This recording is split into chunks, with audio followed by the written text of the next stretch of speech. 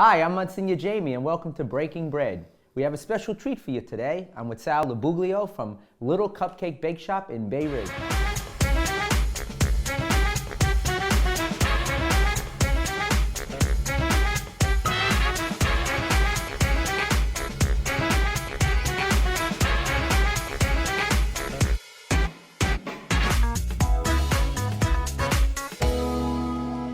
Today we have a special treat for you.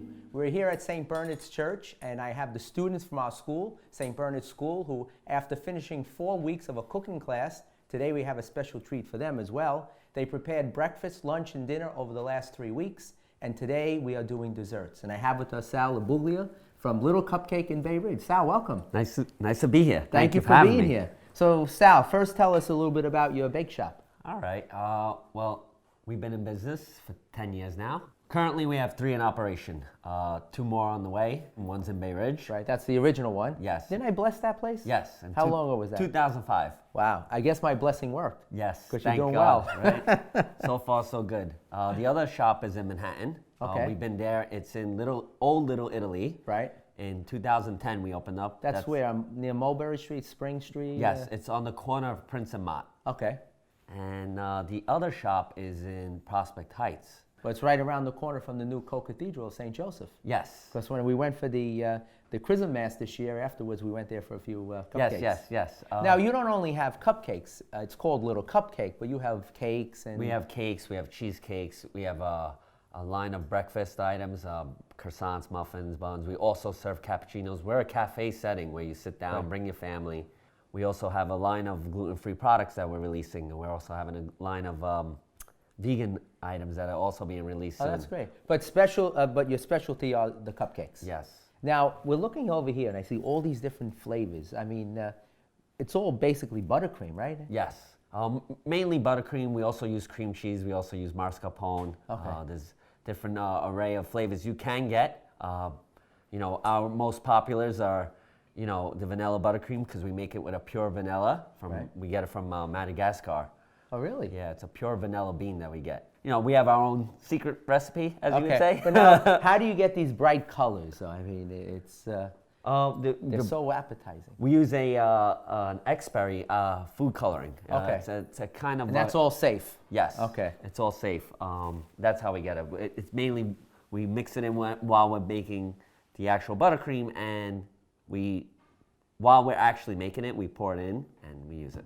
So today we have a treat. Sal's going to do a little demo on some of our cupcakes here. Now, he prepared these already, so these are just vanilla cupcakes. These are pure vanilla bean, golden vanilla cupcake. Now, you have all different flavor cupcakes. We have chocolate, we have carrot, we have cookie dough, a matri cupcake. We have an array of different flavors. Okay. So now tell me, what's the trick of icing a cupcake? It's all in your hand. Technique, kids. So what we normally do at the shop, or what I do when I'm preparing a cupcake, I always make sure to see if it's soft, came out of the oven right, and these are cool by now. They have to cool down. That's very important. Typically, what I do is make sure the icing's nice and soft. Now, how far in advance can you prepare this buttercream? The buttercream takes about 20 minutes. All right, but then once it's made, you can save it for a couple of days, right? Yes, it's usually good for 3-4 days at most. In a sealed top, tight container? So what I do is I usually make sure that icing's nice and soft. You don't want too dry of an icing, because then it's going to look horrible, especially when you selling them or eating them. So you don't store this in the refrigerator? No, these are non-refrigerated. Okay. Let me show you how we do this. So I make it sure. It's like, you got to think of yourself as an artist when you're doing this, as if you're painting a picture. Right, okay. Right? That's what I think in my head. Or a sculptor. Yeah, like you're sculpting something with your hand. So when you draw, it's all in your hand.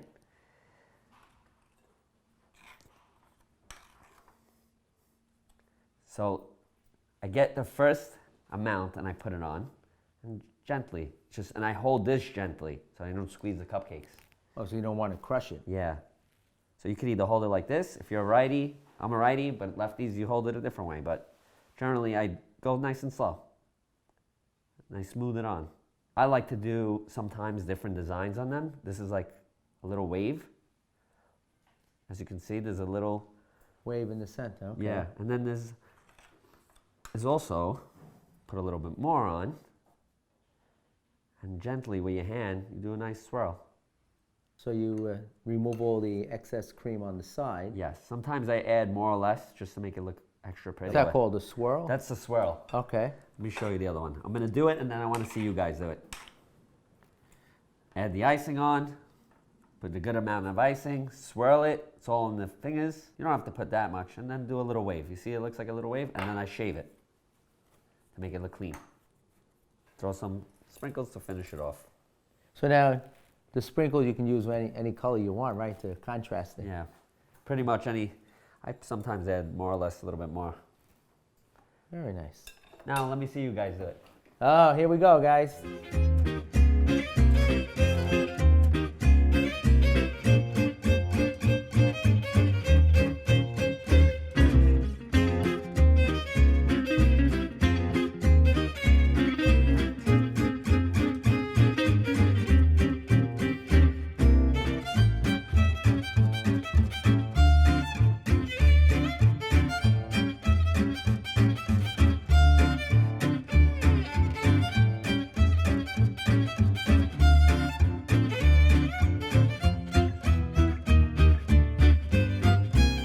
So Sal, how does this look? Oh, Not that bad. looks amazing. That looks delicious. Okay. So now tell me, how many cupcakes do you sell a day in one store? Average about 200, 300 cupcakes. 200, 300 cupcakes a day Yeah. in each one. Yes, more or less. What's your most popular cupcake?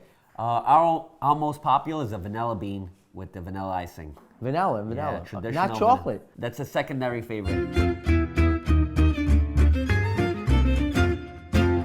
I'm one of 4 brothers. 3 Right. of us run it. My oldest brother builds them out. Our shops are all green design. That's so popular today in the Yeah. city. I mean, All our equipment is energy star efficient. We recycle as much as possible. We have one of the top coffee companies in the world that we work with, Illy Coffee, and everybody comes from all over to have it and experience the experience that we give.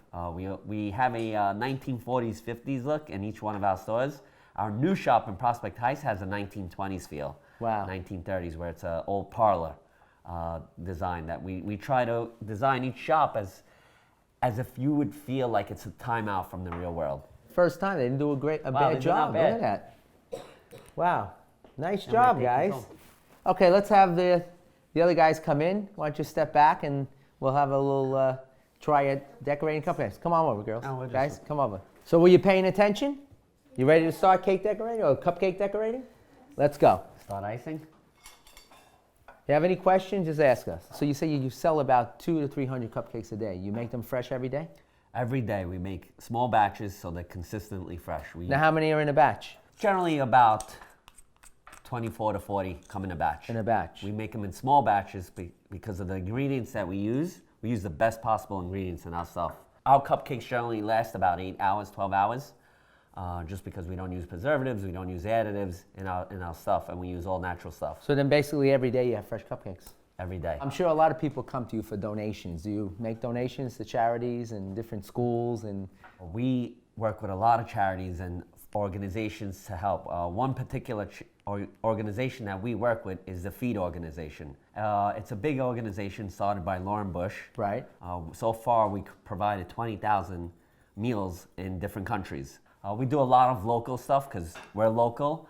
We donate to a lot of schools in the area, a lot of schools I grew up with too. We try to give back to the community. We're very intertwined with each community that we're in because we are the small guys. Right, You right. know, and without small business, there's no business. So Sal, how do you think they did? You guys did a great job, guys. You think I have good students? Amazing. You think they'll be able to graduate from my cooking class? Of course. Guys, you ready to eat? Let's call the other students back in. Come in. Are you guys ready? You guys ready to eat this? Okay. On the count of 3, we'll all I take started a bite. already. You did already. Okay. started. You can't wait. I 1, can't wait. 2, 3. 3.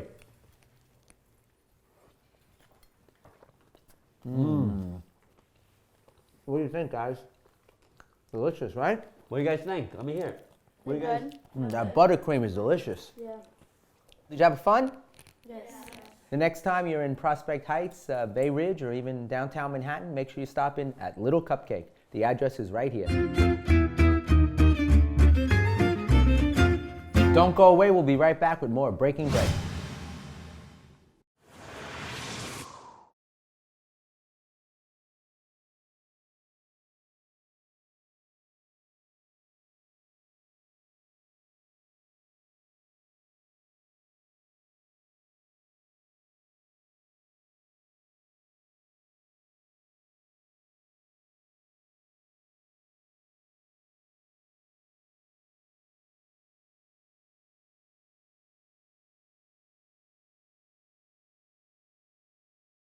Welcome back to Breaking Bread. I'm Monsignor Jamie, and today I'll be preparing one of my favorite recipes. I'll have a little help today also, Sal from Little Cupcake Bakeshop in Bay Ridge.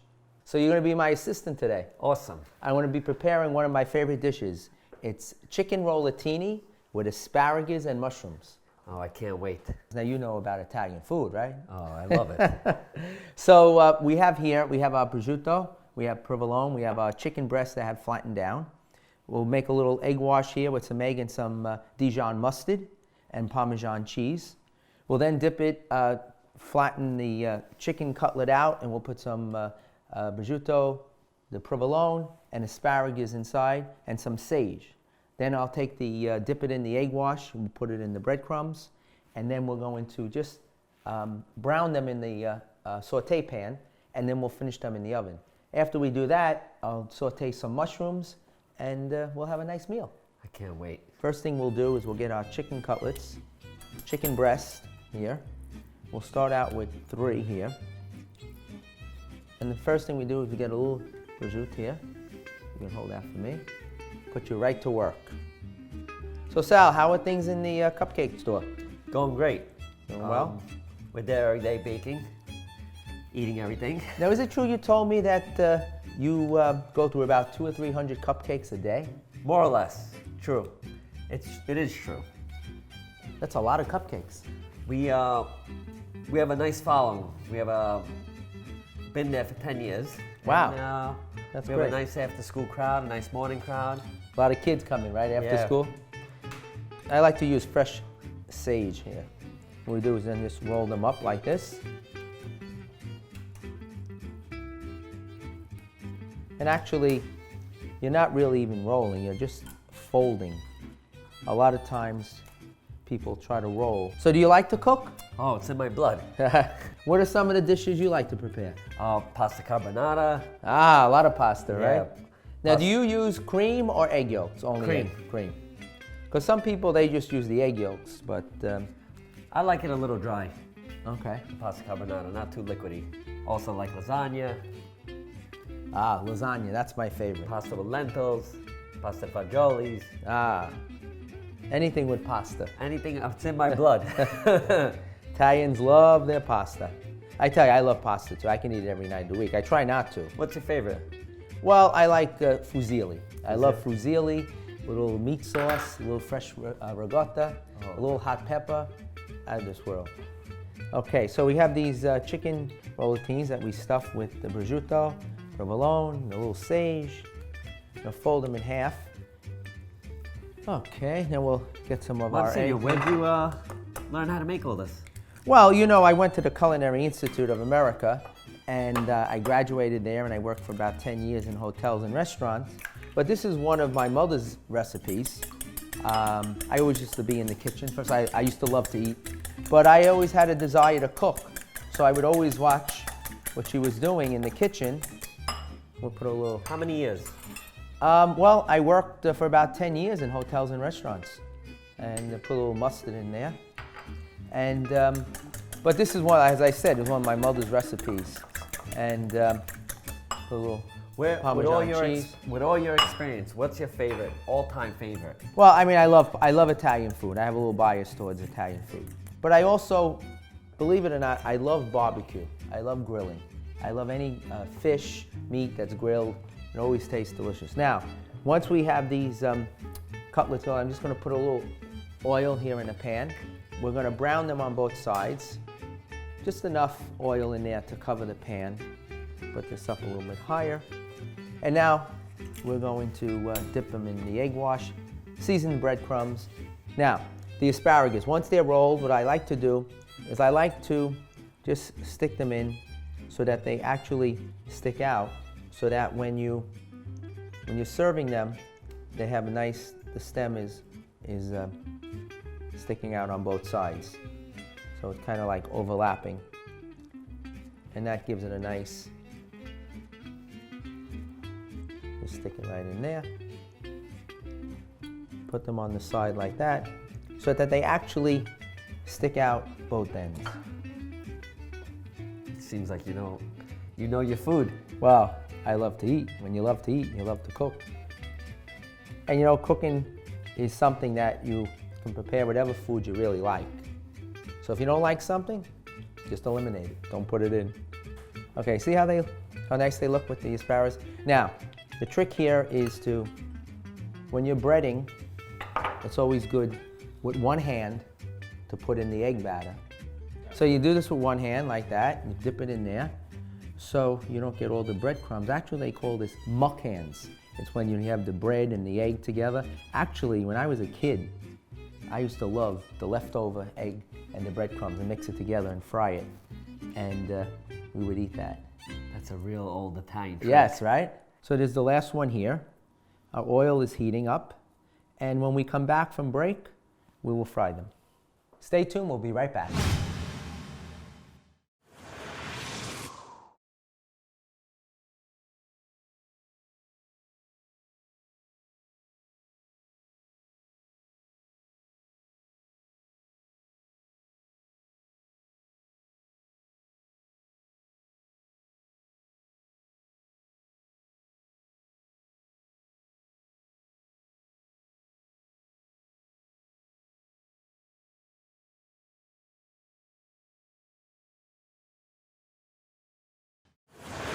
Welcome back to Breaking Bread, and I'm preparing one of my favorite dishes here, chicken rollatini with asparagus and prosciutto and some provolone. And I have my sous chef here with me.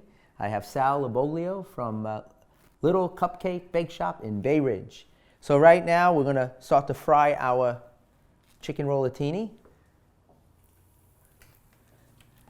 Oh, that looks good. They look good, right? I'm going to saute them here, just really brown them in a little oil, and then we will finish them off in the oven.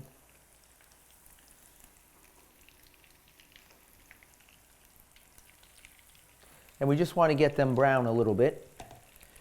And after they're brown, we'll take them out. I'm going to throw in some garlic, some more sage, and some mushrooms, and we'll put that on top, and we'll finish them in the oven.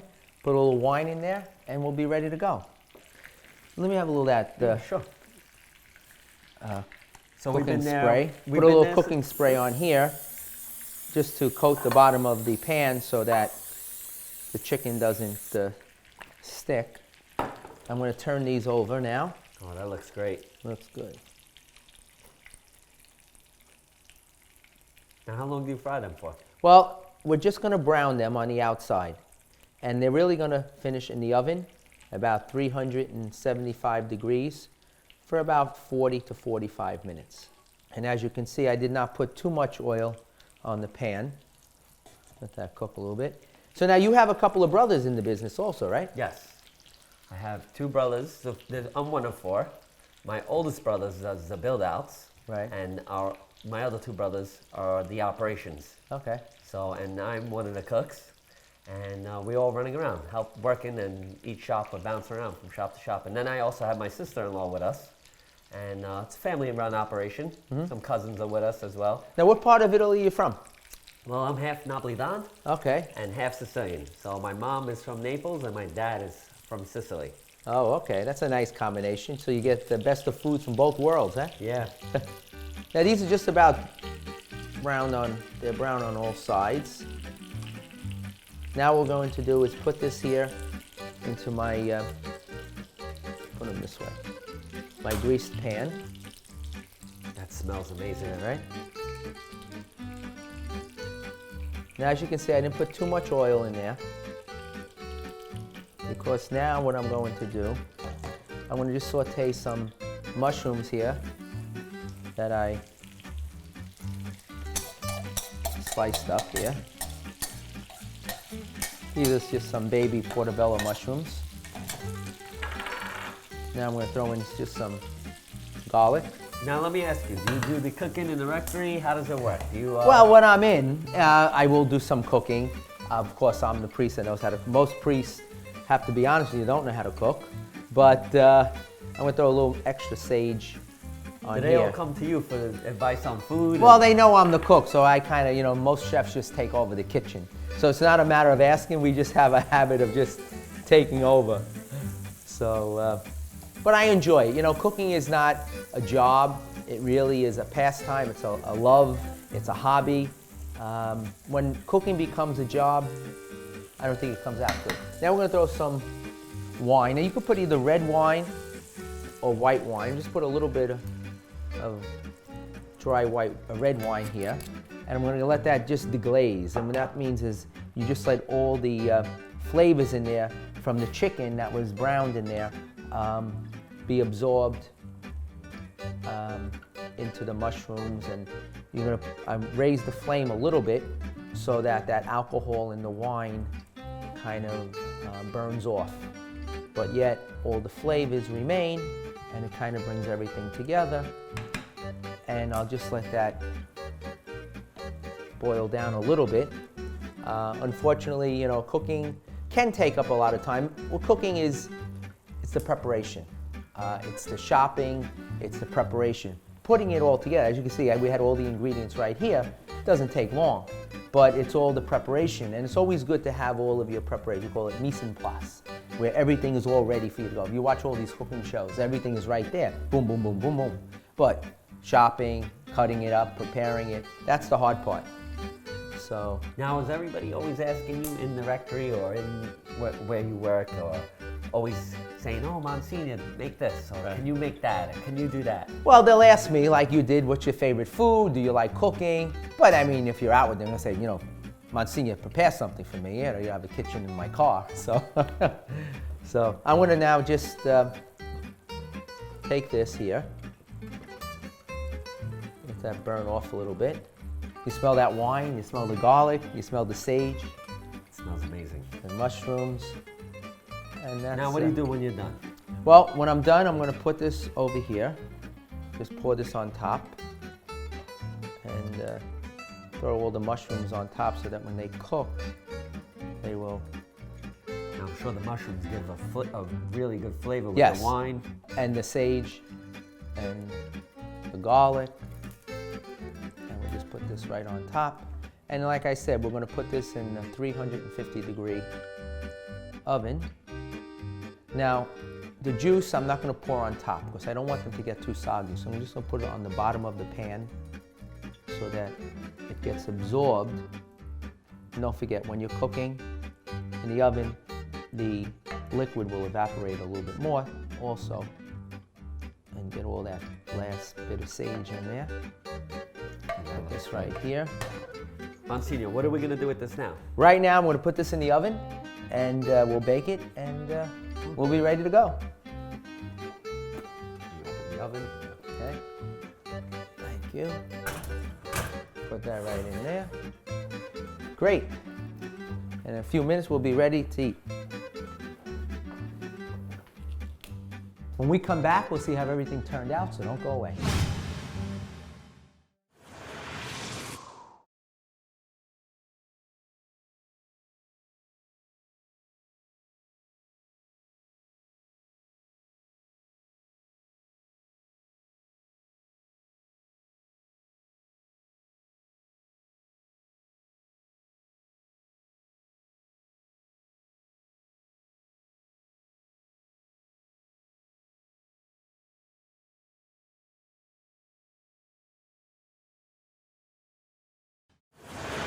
Welcome back to Breaking Bread, and we have our chicken rollatini here with asparagus and prosciutto and provolone cheese. It's been baking in the oven for about 40 to 45 minutes at 350, and we're ready to taste. Can't wait. Let's hand me that dish. Okay.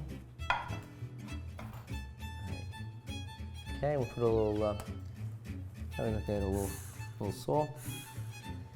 A little pepper. Taste. Are we ready? Let me know what you think. All right. Be honest now. I was honest with your cupcakes. So you can see when you cut through, you have the prosciutto, the cheese, and you have the asparagus. Take it with a nice piece of mushroom.